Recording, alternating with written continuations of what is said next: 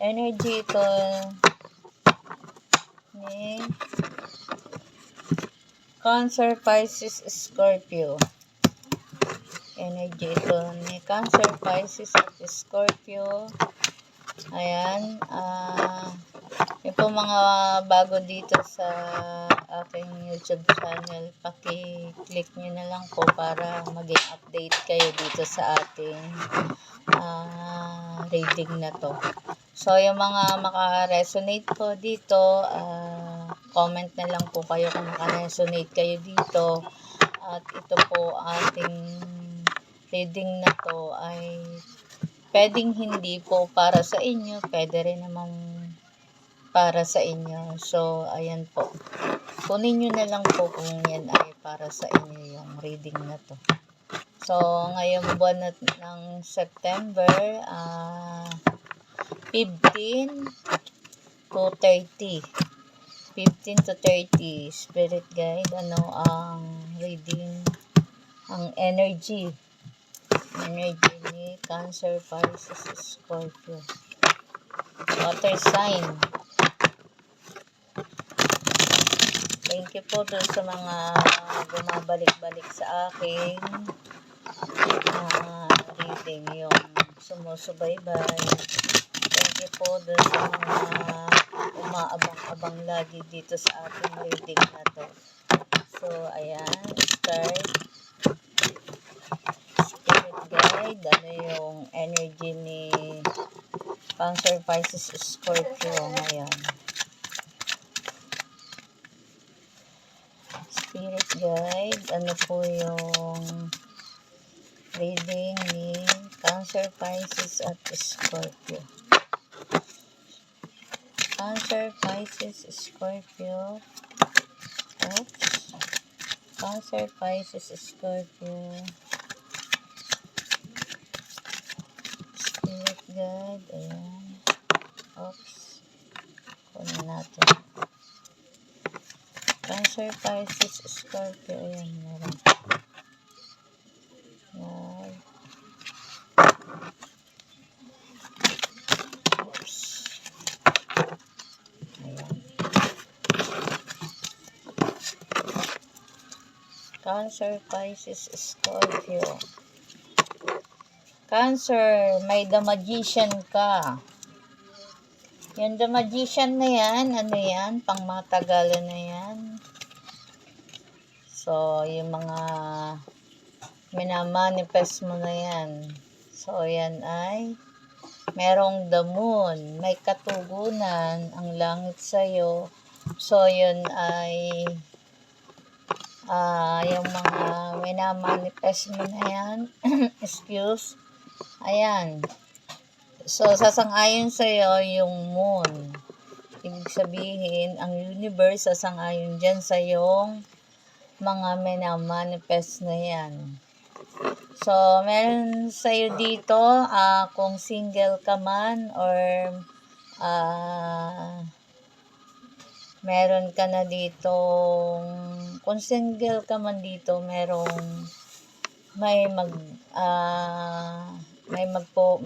magtatapat ng iyong pag-ibig niya, or meron dito na may magbibigay sa iyo. Ayan, pag-aalok, pagbibigay, andyan. O siguro kung may karelasyon ka dito or may third party, ayan, may magbibigay sa iyo dito. So, meron ditong King of Pentacles. Ayan. Mga minamanifest mo dito na yan. Yung siguro dito ay may hinihintay kasi dito, ikaw dito na pera. Na ngayong kung hindi dumating ngayong week na to, magpasensya ka. Ngayong mga 2 weeks, ayan, darating din naman yung iyong hinihintay na pera. So, medyo na-delay lang, pero parating siya kasi meron ditong the moon. Ayan yung mga mga minamanifest mo. So, sorry na utal po tayo dito, nabubulol. Yung mga minamanifest mo na yun na pera ay parating. Kasi meron kang 9 of Wands. Ayan. Merong 9 of Wands. So, ano pa ang energy mo dito? Cancer, Pisces, Scorpio. So, medyo matagal ka na rin dito naghintay kasi sobrang kailangan mo yan talaga. So, ano yung energy pa ninyo dito? Cancer, Pisces, Scorpio. Cancer, Pisces, Scorpio, ibigay nyo po yung reading ni water sign.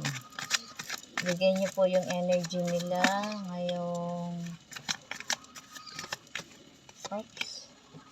so may justice.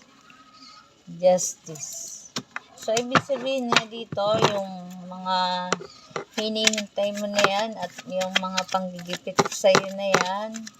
So, ibig sabihin yan, medyo may kaluwagan na parating sa'yo. So, ngayong buwan na to, may ibibigay sa'yo yung kaluwagan sa universe dito sa kaperahan.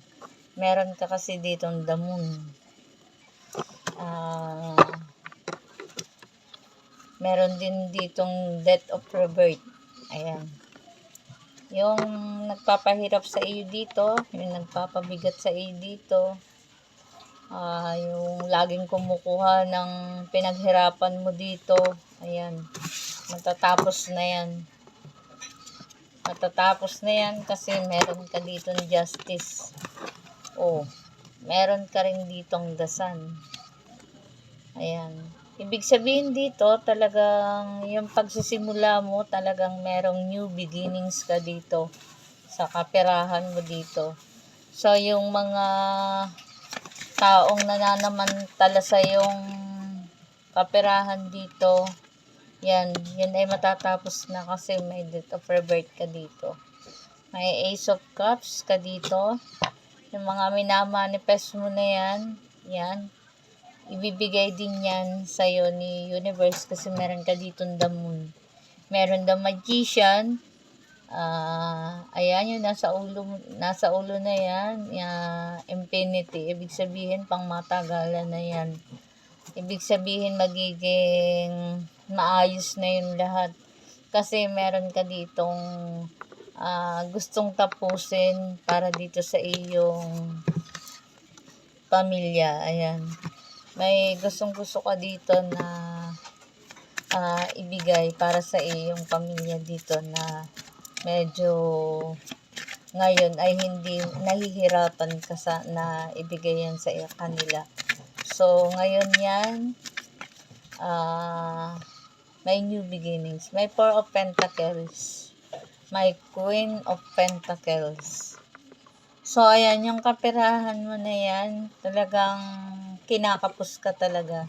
So, sobrang higpit mo ngayon sa pera. Kasi talagang kinukulang ka, kinakapos ka talaga dito. Ayan. So, medyo magiging ka na dito, magiging maingat na sa paggastos sa iyong kaperahan. May 8 of Swords ka dito. Meron talaga dito na sa'yo dito, water sign, na tao na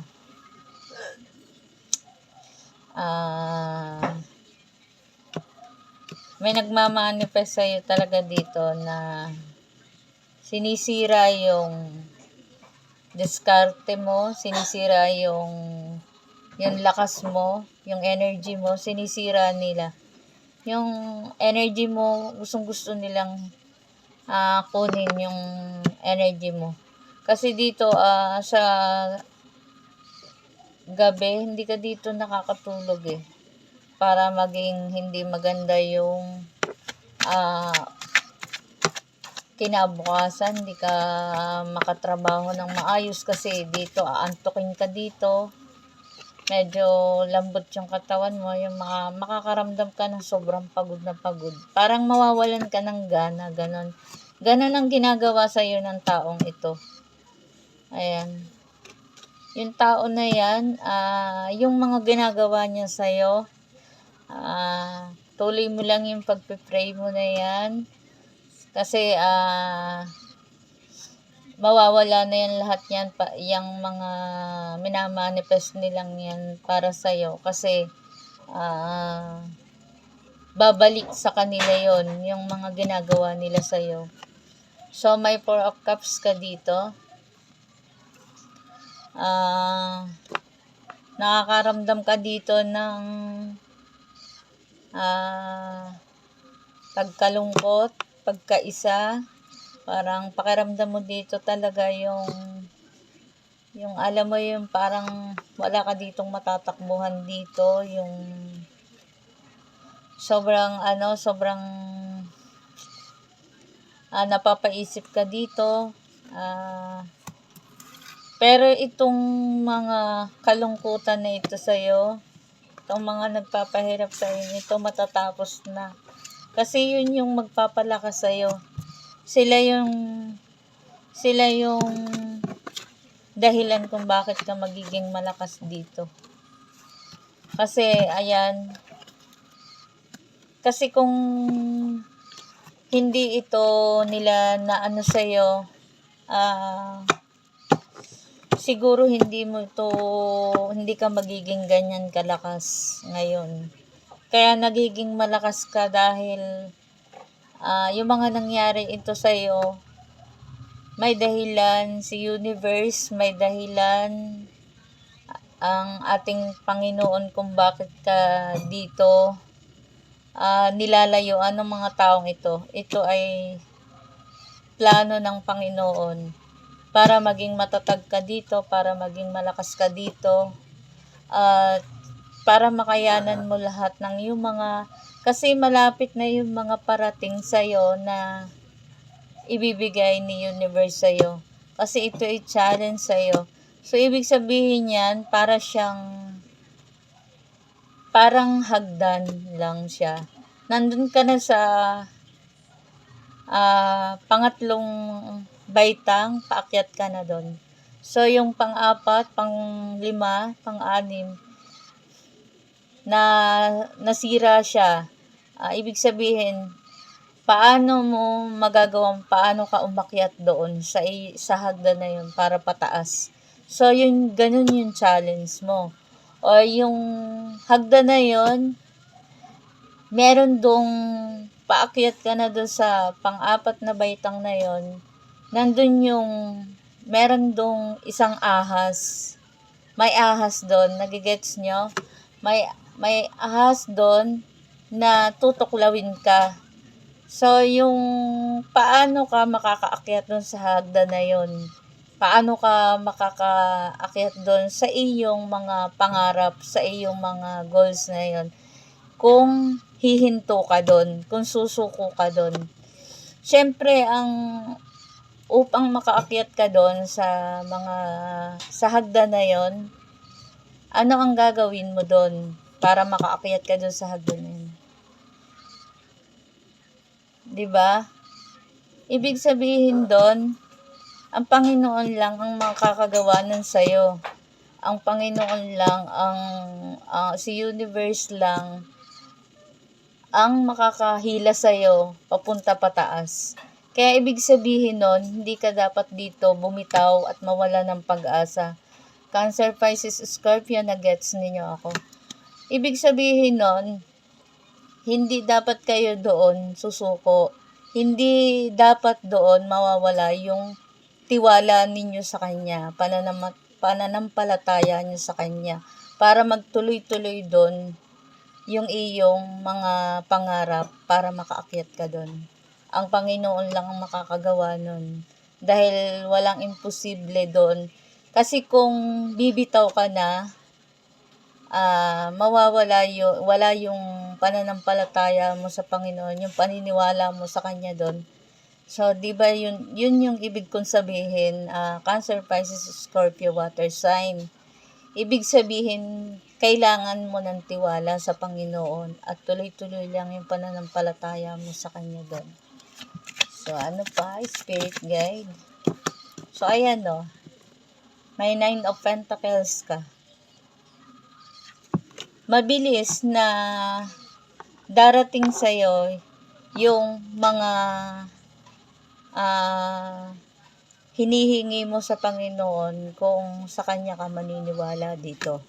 So, kung may humihila sa iyo pababa, may nandyan yung may nananakot sa'yo para hindi mo ituloy yung mga pangarap mo. Dito, ituloy mo lang kasi dito, magtiwala ka lang at maniwala ka at matutupad mo yung mga pangarap mo na yon at mga goals na yon kung ikaw ay maniniwala at mananampalataya sa Panginoon na walang parang kasi sabi nga hindi talaga natin kaya ito kung hindi tayo tuloy ng pananampalataya. O ayan o, may King of Wands. Magiging ganito ka magiging matapang ka. Kailangan mong maging matapang. Kailangan mo dito maging malakas. Kasi laging andyan lagi yung si Universe, ang Panginoon natin, para ikaw ay gabayan. Ayan, bibigyan ka niya ng lakas para tuloy-tuloy mo yung mga pangarap mo. Oops, laglag mo. So, ayan o. Meron ka dito na 9 of Wands ka dito. Yung sobrang pagod mo dito, matatapos yan. Kasi dito nga yan, meron ka ditong Death of Rebirth na yan. Meron Page of Pentacles at meron ding The Wheel. Ibig sabihin yung The Wheel na yan, makakaakyat ka doon sa taas na yon. Kung ano man yan, may ahas man yung hagdan na yun, may tutuklaw sa'yo. Alam mo yun, yung ahas na yun na tutuklaw sa'yo, pwede rin kasi yan na mismo pamilya mo, na mismo kaibigan mo, o mismo kamag-anak mo. So, kung nagets nyo yung aking at nakaresonate kayo, comment lang kayo ha. So, yun yung ibig kong sabihin, makakaakyat ka doon. So, magiging ka dito, magiging success ka dito. Pag nalampasan mo na tong lahat na tong mga nagpapahirap sa iyo na to, yan ay ibig sabihin ay yan, may success. Success ang iyong dito kasi meron ditong the sun at the moon. Sumasang-ayon sa iyo ang langit at universe dun sa mga pangarap mo na yon.